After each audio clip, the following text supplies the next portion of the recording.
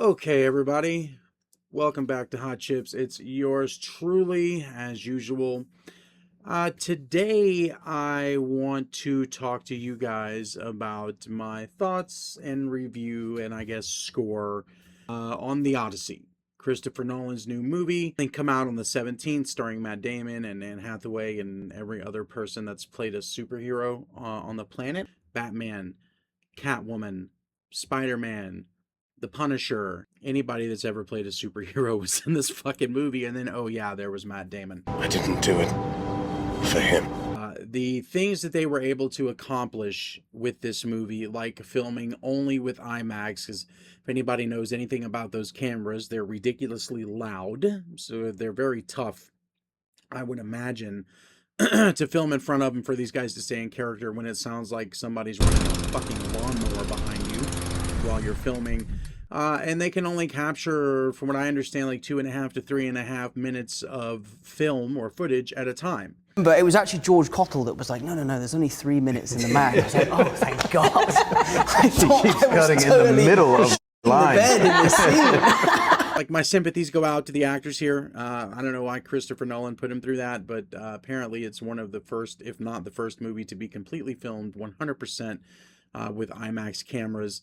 And I guess they like literally went and had some people draw up some kind of special like housing unit for the camera to like bound the sound. So I don't know how they pulled it off, but not only did they pull it off ahead of schedule and under budget for the movie. We went in at 100 days. By day 91, we couldn't have taken another step. And under budget. Yes. And I think they said it was like 250 million to film it. Now that does not include the marketing, cost and the promotion cost. That's what it cost to do the film. And I know in the first weekend it brought in like 264 million globally. And from what I read a little earlier, like people are expecting this thing to do somewhere between like 700 and 750 million dollars, which is just absolutely extraordinary.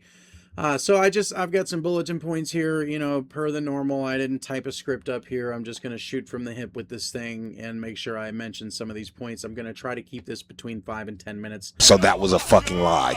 I've seen some people get on here and say this movie's the greatest movie they've ever seen in their fucking lives. And then I've seen some people come on here and just do nothing but try and set it on fire because of, political agendas or people are so brainwashed nowadays. Nobody reads the article, they read the title, right? And then they want to talk like they know everything about it. For me, the movie landed somewhere between good and great for me. I won't say it was a great movie, but it was better than a good movie. And that's just, where I was with it. I enjoyed the film. Now I will say what the film was able to achieve, like some of the things I just mentioned, are on a scale that you could say is great. For sure, no CGI use for any of the people, so when it looked like there was 100 people running around, there were 100 fucking people running around. The fact that, they didn't CGI any of the boat scenes, like they were in real fucking ships in real fucking water when they did those, and they went to all those epic locations.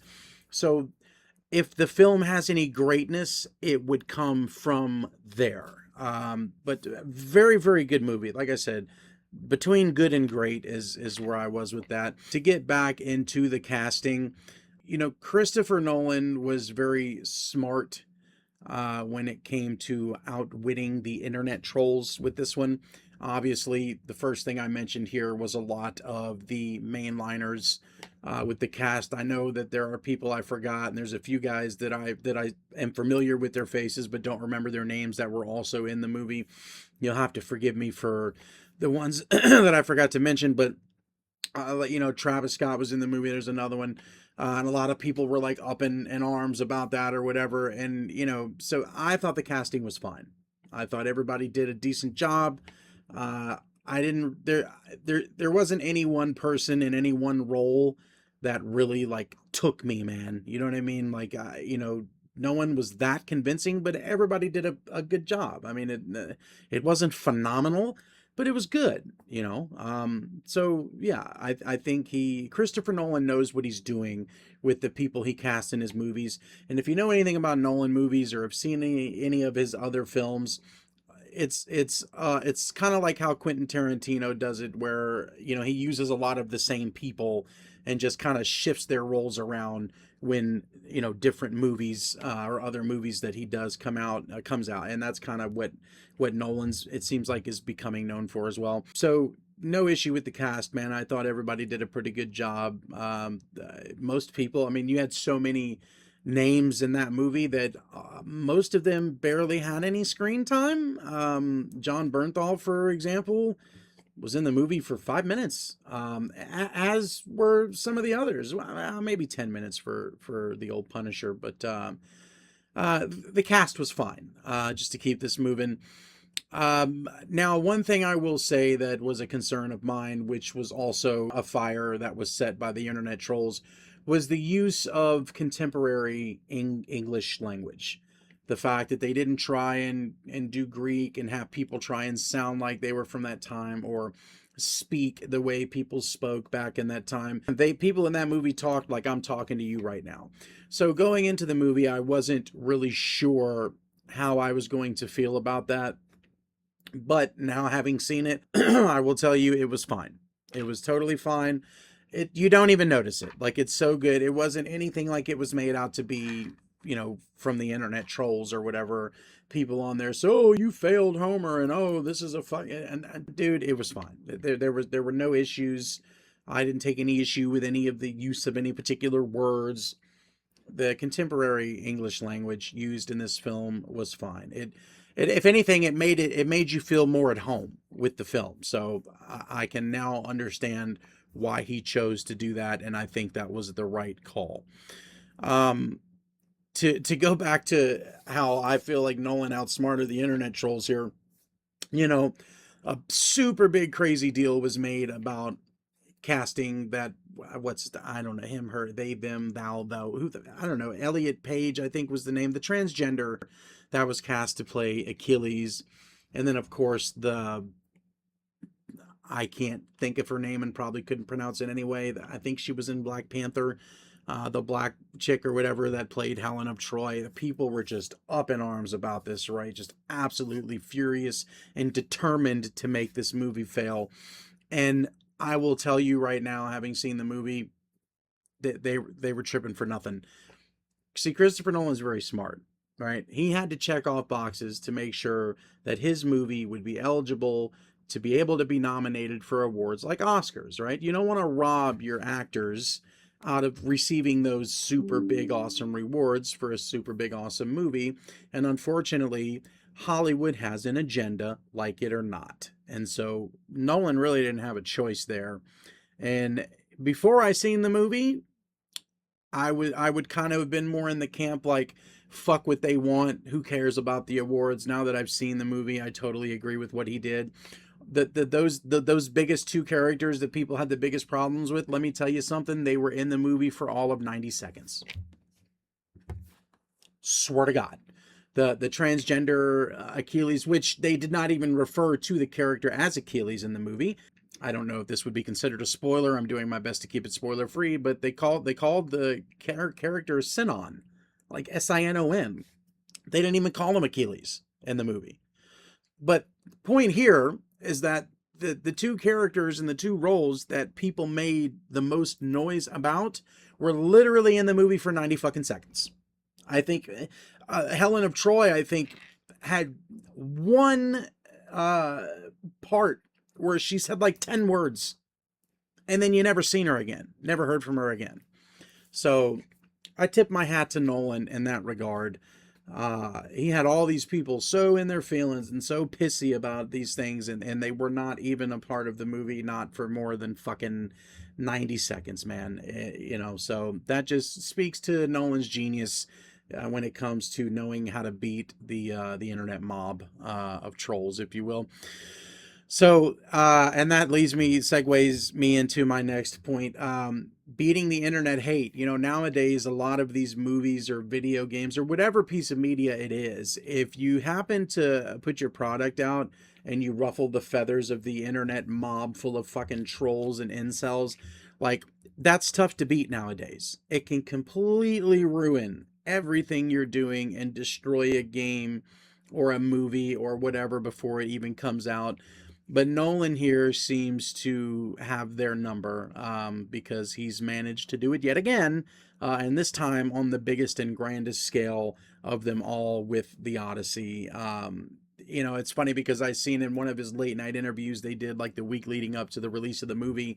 He was asked about that several times, and his answer was just absolutely fucking fantastic. He just said it was irrelevant. When he was asked about all the internet hate and the dislike ratio, he said it's irrelevant. It's noise. It means nothing. And he was absolutely right, because they blew the fucking doors off the place opening weekend and just showed everybody that you don't have to be afraid of these fucking internet trolls, these people, again, who just read titles and don't read articles and then think that they can talk about things as if they know what they're talking about when they don't. And if you feel like I'm talking about you, I probably fucking am. Now, one thing I do want to touch on, one of the character portrayals in the movie I thought was done flawlessly. So the character Agamemnon, right? If you know anything about the mythology, this guy was like the king of kings, right? I'm sure most of you have probably at least seen the Troy movie. He was the guy that punked everybody out and made everybody pledge their allegiance and their armies to him and his cause, which is why he had the entire world against Troy when they went over there to do what they did. And the way Christopher Nolan portrayed this guy, like you never see his face. His placements made him larger than life. And I think the fact that you never really got to know the character at all, right? He barely spoke. I think he spoke one time in the movie, and I'm not going to tell you when or how that happened. His portrayal was this huge, fucking larger than life brute. He had on this armor that was just on a whole nother badass level compared to everybody else's. And I just thought, what a genius fucking way to portray this guy. There's a point in the movie where you even see Odysseus get on his knees and pay tribute to this guy, which he did. It's not like that was something that was unheard of.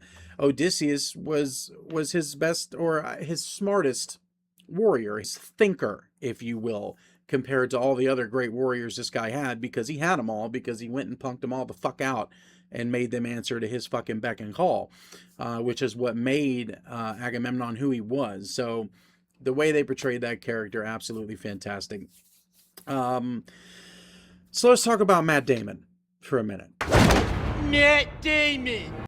Now, let me just preface this by saying I've never been the hugest Matt Damon guy. Like, I've never been the hugest Ben Affleck guy. Like, I don't hate him, right? But I don't love him. So you could say I like them. I mean, they're cool. I watch their movies. I think some of the roles they portray in movies are better than others that they've done. This is a cult classic from way back in the day. I believe it was called Dogma. In my opinion, that's one of the best movies those two, as far as acting and playing a role, have ever done. So there have been movies. I like the Nike movie they did, Error, I think it was called. They did great in that fucking movie. So they are good actors. They're just not my favorite guys, but I don't mind watching them at the same time. However, I will say that Matt Damon absolutely fucking nailed the look of the character. I mean, he might have been the truest and most authentic look for an Odysseus character that I've ever seen in a film adaptation of the story. He fucking nailed that. Outside of that, it was just kind of standard Matt Damon. Like he did, like there was nothing like that just, spoke out to me about his performance here. He did okay. It wasn't anything I would say that was Oscar worthy or anything like that. Which is a little disappointing, because you figure with a role like this and a movie like this, and all he says in these interviews is that everything in my career that I've ever done has led me up to this point in this movie. And then it's like he kind of gives you a meh performance, in my opinion. But again, he looked the part. I mean, I don't have a problem with it. I didn't not like it. I just don't think it was anything to write home about. It was average Matt Damon at best. So, do with that what you will. That's my opinion on Matt Damon in the movie. As far as where I would rate this movie amongst all of the Nolan movies, not his best. in my opinion anyway, again, this is just my opinion, but to me, peak Nolan, Oppenheimer was peak Nolan. The Dark Knight Rises, right? Peak Nolan. Inception, peak Nolan, right? Like, I would put this movie probably fourth to those three, like below those three, but above Interstellar. And Tenet, we're not even going to talk about that. I wasn't a fan of Tenet. And I know there's some movies he made I'm sure I'm failing to mention at the moment. But I don't think the movie was better than Inception, Dark Knight Rises. I think it was better than Interstellar. And I think Nolan's prize piece up to this point was Oppenheimer. So I won't say it's the best thing he's ever done. I know they're pitching it like it's the best thing they've ever done, but I'm sure they have their reasons for that. But it's not like this being Nolan's fourth best film means it's a shit film. You have to understand, somebody like Christopher Nolan is like somebody like Quentin Tarantino. These guys are in a league of their own. Right? It doesn't matter what they make, it's going to be good. You're not going to be disappointed walking away from a fucking Christopher Nolan movie, regardless of where on the scale of things I may think that it may fall. And that's about it. Like I said, I'm trying to keep this thing short and sweet for you guys. I mean, I guess those are pretty much my overall thoughts on the movie. As far as the HottChipzz hot take score, rating 1 out of 10, I'm going to give it the 8. I'm going to give it the 8. I almost considered giving it an 8.5. Maybe on a good day, maybe I give it the 8.5, but 9s are like 10s here, and you guys have to keep that in mind. But I give it the super awesome, fantastic, solid 8 out of 10. That is nothing to slouch at here at HottChipzz. So would I recommend the movie? 100%. I would absolutely recommend this movie to anyone. If you've got the extra money, go fucking see it on the huge. I went and seen it on the huge ass IMAX screen. My girlfriend and I went and seen it at like 8 a.m. The first and only time I've ever been to a fucking movie theater to see a movie at 8 o'clock in the morning. So that was pretty wild. But yeah, fantastic film, guys. Everybody did a stand-up job, a pretty good job. I don't think any of the actors stood out as exceptionally well in their portrayals of the roles and the characters, but I would say they all did pretty good. Quick spoiler-free review for you guys. So, yeah, we will see you on the next one. We do have some stuff coming up soon. Look forward to the Assassin's Creed Black Flag Resynced review video. That will be in the works once we finish the editing process and everything that comes along with this video here. We want to get this one out first. And then we've got some playthroughs coming up as well. You can catch me live now streaming here on YouTube. There's a Grim Dawn stream going now into the 28th, when we will then stream the Halo campaign Evolved for as long as it takes us to complete that. And then from there, we'll see what happens, guys. But anyway, thanks again. Love to see you guys here. If you're new here, please, and you made it this far in the video, please consider hitting that subscribe button for us. It helps us out tremendously as we are making our way towards the 1,000 viewer monetization mark. So any additional sub helps. If you like the video and you made it this far, maybe think about hitting a like for us. It certainly helps us out. And leave your comments down below, guys. If you have any thoughts, if you disagreed with anything that I said, if you agreed with anything that I said, let me know down in the comments. We're still very much a small channel, and so we are still at a point with the channel to where we are able to take time and actually communicate with you guys. So leave me some comments. Let me know what you think. Again, Odyssey, fantastic movie. Not great, better than good. Go see the fucking movie, and don't buy into the internet bullshit at all, because I promise you, I would not lie to you. Like a pinky promise here, guys. All right, boom. It's not. Nolan outsmarted all of them. So go see the fucking movie. HottChipzz, take care of yourselves and each other. Peace and love.